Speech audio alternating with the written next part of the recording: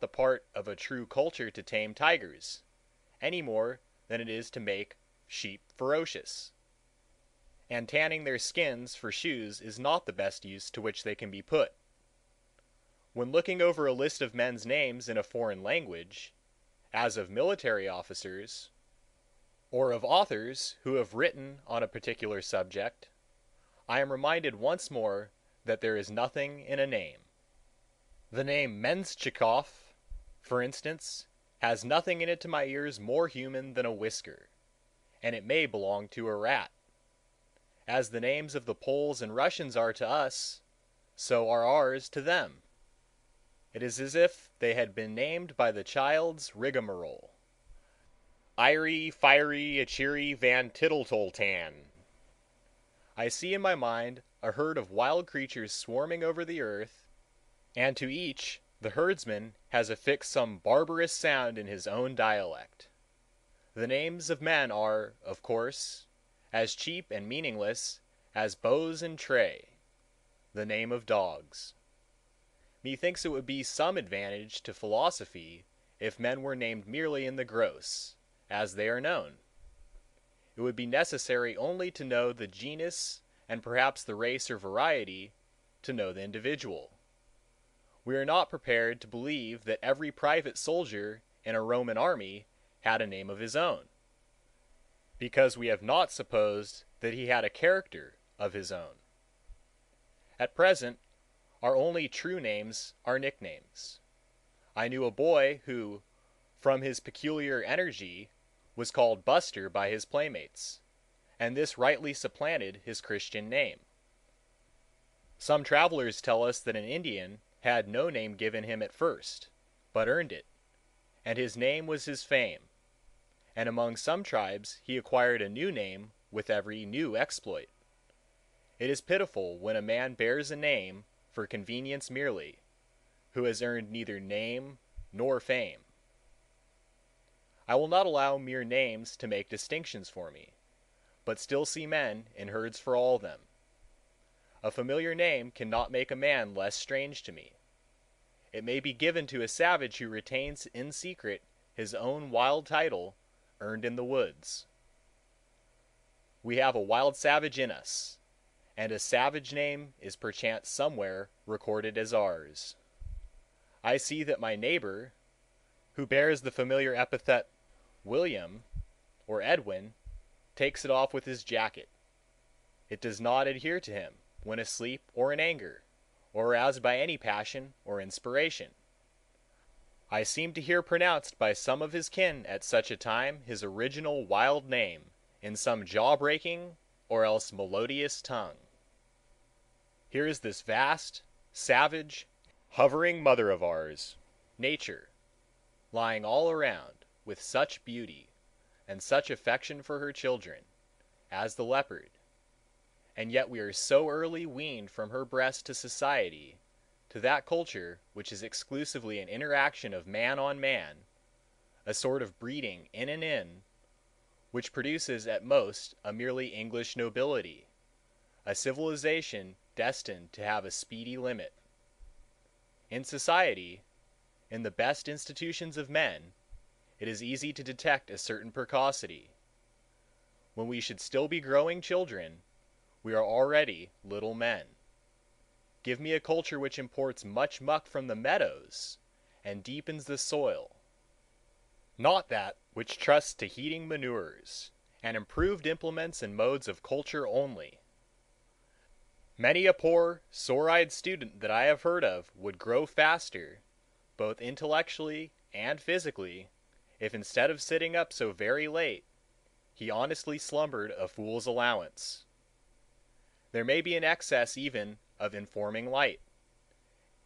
Nietzsche, a Frenchman, discovered actinism, that power in the sun's rays which produces a chemical effect, that granite rocks and stone structures and statues of metal are all alike destructively acted upon during the hours of sunshine, and, but for provisions of nature no less wonderful, would soon perish under the delicate touch of the most subtle of the agencies of the universe.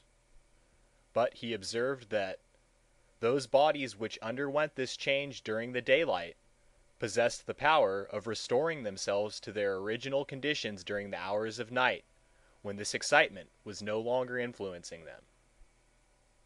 Hence it has been inferred that the hours of darkness are as necessary to the inorganic creation as we know night and sleep are to the organic kingdom.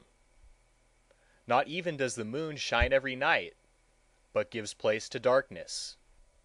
I would not have every man, nor every part of a man cultivated, any more than I would have every acre of earth cultivated.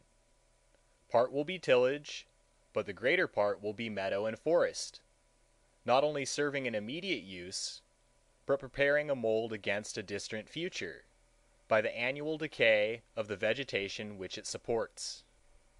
There are other letters for the child to learn than those which Cadmus invented. The Spaniards have a good term to express this wild and dusky knowledge: Grammatica parda, tawny grammar, a kind of mother wit derived from that same leopard to which I have referred. We have heard of a society for the diffusion of useful knowledge. It is said that knowledge is power, and the like. Methinks there is equal need of a society for the diffusion of useful ignorance, what we will call beautiful knowledge, a knowledge useful in a higher sense. For what is most of our boasted so-called knowledge but a conceit that we know something, which robs us of the advantage of our actual ignorance? What we call knowledge is often our positive ignorance, ignorance our negative knowledge.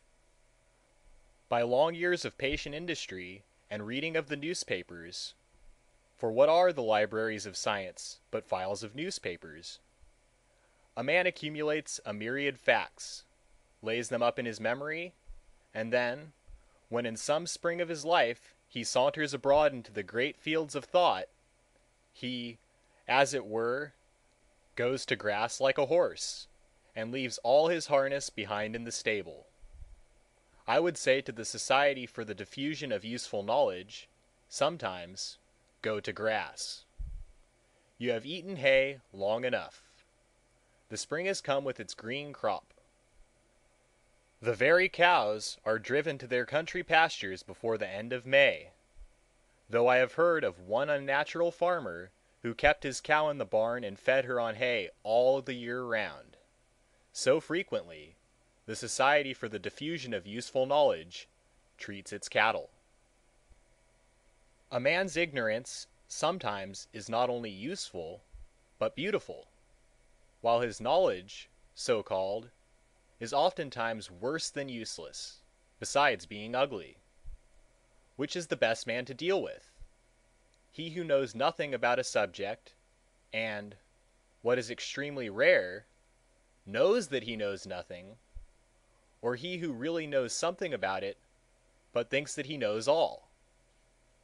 My desire for knowledge is intermittent, but my desire to bathe my head in atmospheres unknown to my feet is perennial and constant.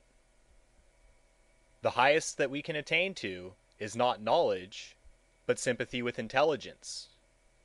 I do not know that this higher knowledge amounts to anything more definite than a novel and grand surprise on a sudden revelation of the insufficiency of all that we called knowledge before, a discovery that there are more things in heaven and earth than are dreamed of in our philosophy. It is the lighting up of the mist by the sun. Man cannot know in any higher sense than this, any more than he can look serenely and with impunity in the face of the sun.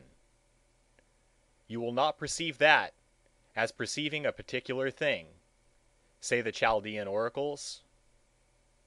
There is something servile in the habit of seeking after a law which we may obey. We may study the laws of matter at and for our convenience, but a successful life knows no law. It is an unfortunate discovery certainly, that of a law which binds us where we did not know before that we were bound. Live free, child of the mist, and with respect to knowledge, We are all children.